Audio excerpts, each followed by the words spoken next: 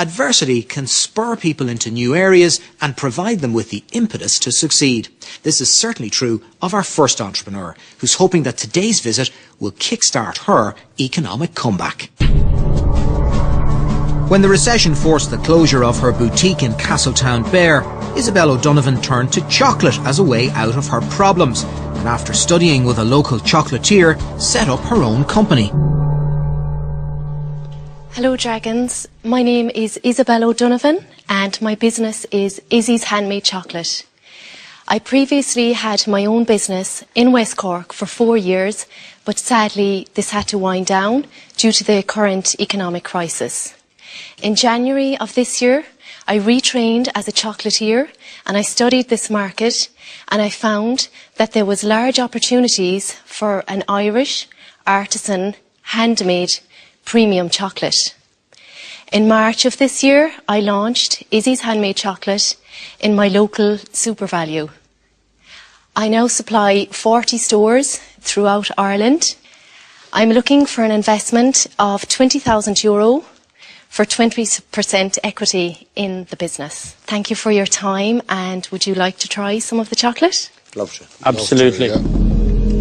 The Dragons clearly feel that Isabel's product is worthy of rigorous investigation. But while it is important that her chocolate tastes good, the investors also need to be confident that the company can go all the way. Nora Casey seems impressed, but also slightly concerned about the competition. Isabel, I'm Nora. Hi, nice to meet you. And you're looking fantastic. You don't look like you take too many chocolates yourself. Thank you. Isabel, I just want to ask you, although you say it's not a crowded space, it feels a little like a crowded space to me, with Danucci and O'Brien's and Yes. Butlers and lots of others. There is a lot of competitors out there, but they would be quite mainstream because of the capacity they have and the production they have. So I do feel, while they are big, strong competitors, I still feel there is plenty market share for newer artisan products. OK, shall we do some homework then? And what do you expect your turnover to be this year? The turnover will be 100,000 to me.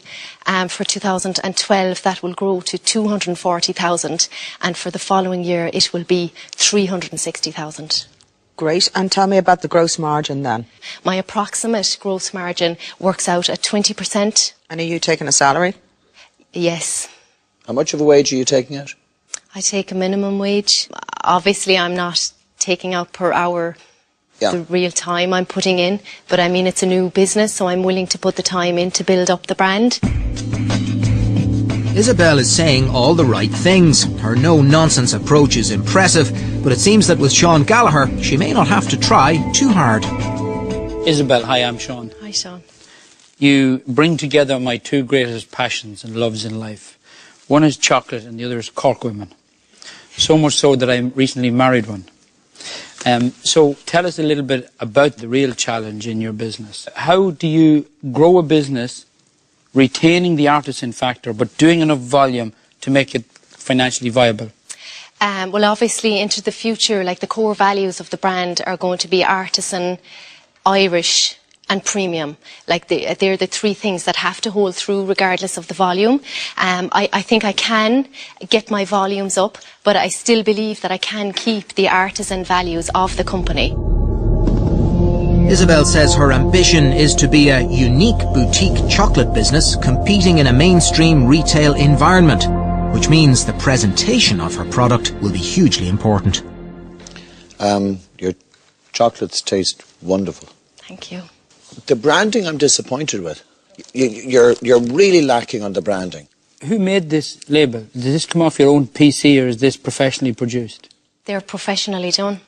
I have a 12-year-old niece who would produce better than that off a home computer. I know I have a lot of work to do on the wrapping, branding, packaging side of it. I'm wondering, how much could you contribute in your time? Well, I suppose at this stage, I'll have to say that because the products took off so fast, when I started, I was registered as a home manufacturer, but as the volumes grew, obviously that was going to become an issue, so I had to make a choice. I'm lucky enough to have very close by me a master chocolatier who's also an award-winning chocolatier, and I did my chocolate making course with him, so I have outsourced my production to hem. Izzy, could I come in here for a second? Course, yes. Because you've just said something there that alarms me. You've now outsourced. You talked about handmade, handcrafted. Yes. Is this the chap in Skull, is it? No, it's not. He's over in Kinmare. He is an artisan producer. Yeah, no, but just hold on a second. Just slow down there a second. I was getting very excited because handmade. I was going to ask you about the process. I was going to ask you about moulds. Yes. But now, really, I should be asking somebody else all that. In other words, you are no longer in the chocolate business. You're an agent of sorts. You're taking the raw material from the chap in Kinmare and you're putting your own packaging on it and you're bringing it to the marketplace. Yes, but he is doing it to my spec and the product is still all being handmade. It's just not at my hand. I don't have a problem with that, unlike Bobby. Well, I'm going to tell you what my problem is around it, since nobody else seems to have the problem. The man in Kinmare, right? Have you an exclusive arrangement with him? It's a gentleman's agreement, what we have. So he turns around and he puts Bobby's chocolate on that bar and sells it out next week. Mm-hmm. You've sold your soul to somebody else. And he can do whatever he wants and sell to whoever he wants and forget about Isabel and Izzy. I still don't have a problem with that. But Well, I'm out. I'm out. Just to say that. I'm out. Thank you, Bobby, anyway. Whether Bobby and Niall agree on her methods, the upshot is Isabel's lost her first dragon. She now nervously awaits the reaction of the others. Isabel, I think you've made the right move. I know Bobby wants to tie you to the kitchen sink of the chocolate factory, but I think you're a very dynamic salesperson. And you've got a phenomenal reaction to your product. It's been done to your recipe with a chocolatier that you trust and who trained you in that.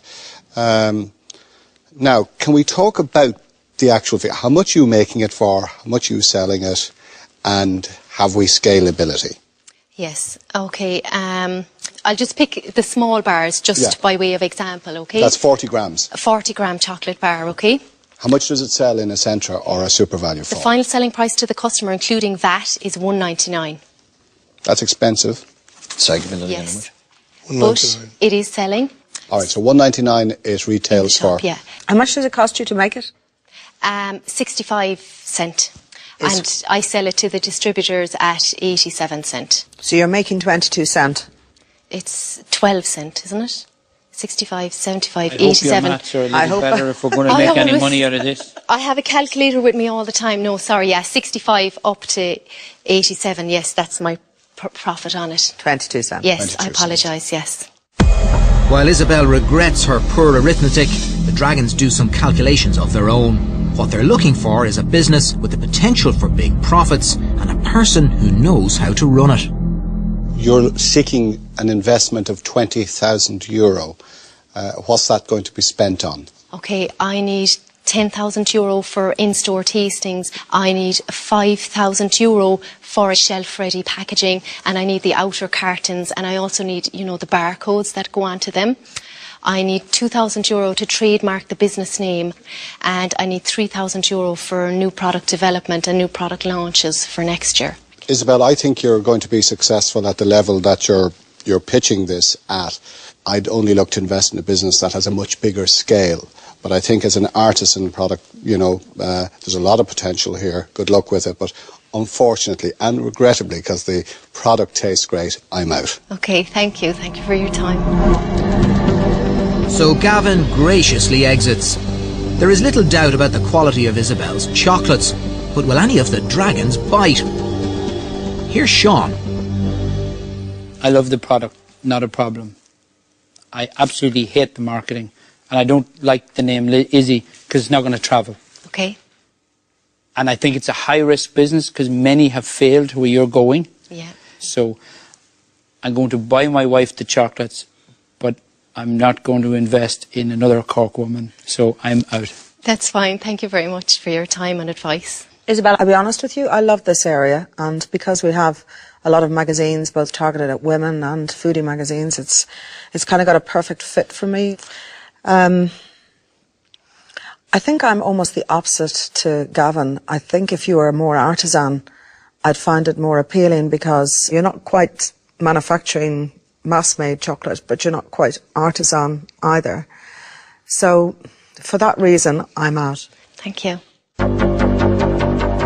Nora's exit means that Isabel's hopes now rest on the shoulders of one man. It's decision time for Niall O'Farrell. All of my colleagues here, Isabel, I think, like your chocolates, but all of them reflected and said, not a good investment. However, I think you're somebody who's come in here that we should try and support. So I'm going to make you an offer. Okay. I'm going to offer you the full €20,000. But I'm going to require 50% of the business. And I would be prepared to scale it back when you double your turnover. Okay. And I'll scale it back 5% every time you double your turnover. Okay. Up to 300,000, and then it doesn't scale back. Okay? Can I just think about it? Of for a course, yeah, minute? please, yeah. Walk around me.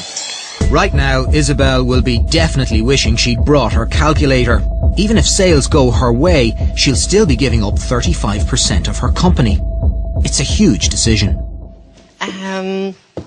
I would like to accept your offer. Great. Well done. So a few years after the recession forced Isabel to shut up shop, she's back with a new career, a new company, and the backing of an expert and very big-hearted investor. Niall, well done. Thanks very much. Did you think you were a little harsh looking for 50% up front? Not at all, not at all. No, no. Look at the way I scaled it back, just to give. I like to give back. You're so generous, Niall. Like one of your own chocolates.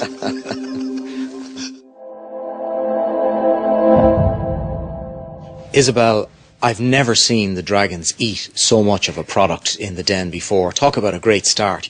Yeah, it was great. The dragons really seemed to enjoy the chocolate and they did eat an awful lot of it, so it was a fantastic start that they really loved the product so much. All of the dragons dropped out bar Niall.